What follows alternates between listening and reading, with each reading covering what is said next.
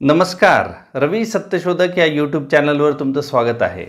पहा, आजची जी गोष्ट आहे ना फार छोटी आहे, पण आपल्याला गांभीर्याने घेणं गरजेचं आहे. म्हणून मी हा व्हिडिओ पालकांसाठी बनवला आहे, मुलांसाठी हा व्हिडिओ बनवला.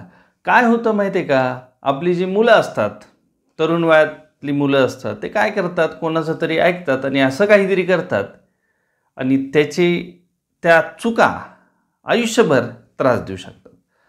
म्हणजे पहा की मुलांनी एखादी चुकीची गोष्ट केली आणि त्याच्यामध्ये जर त्यांच्यावर पोलीस केस झाली तर भविष्यामध्ये सरकारी नोकरी मिळणं अवघड जाऊ शकतं.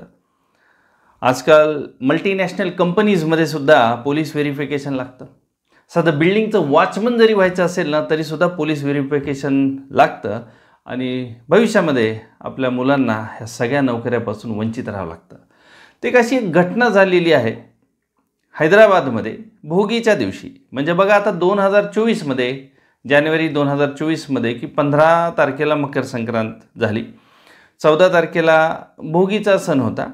आणि हैदराबादमध्ये काय आहे माहिती आहे का, की सणाच्या आधीच्या दिवशी रात्री घराच्या पुढे रांगोळ्या काढतात आणि थंडीच्या दिवसामध्ये सुद्धा बऱ्याच मुली महिला तास 2-2 तास फार मोठ्या मोठ्या रांगोळ्या काढतात. आपल्या महाराष्ट्रामध्ये काय आहे की आपण सकाळी सकाळी रांगोळी काढतो, पण इथे संध्याकाळीच काढून ठेवतात. तर आता पहा, मी एक CCTV फुटेज घेऊन आलो आहे तुमच्या पुढे. तर असंच 13 तारखेला रात्री महिलांनी रांगोळ्या काढल्या. त्याच्यानंतर आता या CCTV फुटेजमध्येच पहा नेमकं काय घडलं. पहा, या CCTV फुटेजमध्ये उजव्या बाजूला वरच्या बाजूला तुम्ही पाहू शकता की तारीख दिलेली आहे 14 जानेवारी 2024 आणि जो टाईम आहे तो 3:38 आहे, म्हणजे रात्रीचा. तर पहा आता काय झालं याच्यामध्ये की दोन मुलं बाईकवर येतात. बाईकवर आल्यानंतर आता पहा की जो मागचा मुलगा आहे त्याच्या हातात झाडू आहे आणि तो त्या झाडूने ती रांगोळी झाडत आहे. बघा, रांगोळी पुसण्याचा प्रयत्न करत आहे. पहा, तुम्ही व्हिडिओत पाहू शकता. आता ते इथून निघाले आणि पुढच्या घरची पण रांगोळी दिसते बघा, तिथे पण हेच काम करत आहेत, तिथली पण रांगोळी मिटवत आहेत. आणि ही रांगोळी मिटवल्यानंतर आता परत ते निघून चाललेत. तर बघा, 3:38ची गोष्ट आहे. माझ्या माहितीनुसार 40 ते 50 घरासमोरची रांगोळी त्यांनी मिटवून टाकली. तर प्रश्न हा येत नाही की फक्त की रांगोळी मिटवण्याचा प्रश्न आहे आणि मी व्हिडिओ घेऊन आलो. म्हणूनच मी सांगितलं की गोष्ट फार छोटी आहे, पण याचं गांभीर्य घेणं गरजेचं आहे.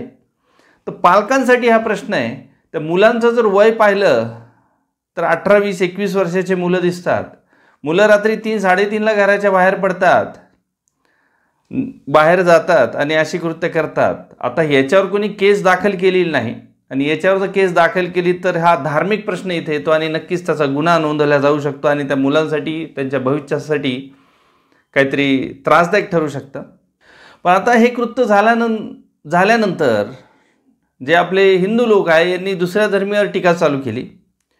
तर असे असू शकतं की हे दुसऱ्या धर्माचेही असू शकतात, हिंदू धर्माचे नसू शकतात, किंवा हिंदू धर्माचेच असून कुठेतरी खोडसाळपणा म्हणून किंवा जे राजकीय पक्ष आहेत किंवा ह्या ज्या संघटना आहेत त्या संघटनामार्फतसुद्धा ते येऊ शकतात कुठेतरी दुसऱ्या धर्माला बदनाम करण्यासाठी, असंही होऊ शकतं. पण जे काय कारणं असतील ते असतील, पण जर भविष्यात केस दाखल झाली, केस दाखल केव्हाही होऊ शकते, तर नक्कीच मुलांच्या भविष्यासाठी हे अवघड असणार आहे. तर हे जे CCTV फुटेज आहे तर हे मी हैदराबादमध्ये ज्या ठिकाणी ही घटना घडली तिथूनच मी हे घेऊन आलो. आणि विषय लहान होता पण गांभीर्याने घेणं गरजेचं आहे आणि म्हणून मी थोडंसं विचार केला की याच्यावर व्हिडिओ काढावे की काढू नये. पण यूट्यूब चॅनल माझं असल्यामुळं की असे पण विषय मुलांपर्यंत, पालकांपर्यंत पोहोचवले पाहिजे, जेणेकरून अशा घटना आपल्या देशात होणार नाहीत. कारण आपल्या देशामध्ये विविध धर्म आहेत, हजारो जाती आहेत, हजारो भाषा आहेत आणि या सगळ्यांचा रिस्पेक्ट आपण केला पाहिजे, जेणेकरून आपल्या देशाचं भविष्य उज्ज्वल घडू शकतं. म्हणून मनात प्रश्न आला की आपण याच्यावर व्हिडिओ काढू शकतो आणि लोकांपर्यंत हा विषय पोहोचू शकतो, जेणेकरून पालकसुद्धा मुलांवर लक्ष ठेवतील आणि मुलंसुद्धा अशा घटनांकडे जाण्यापूर्वी एकदा विचार करतील. व्हिडिओ आवडली असेल तर शेअर करा, एक लाईक द्या, कमेंट करा. Thank you very much.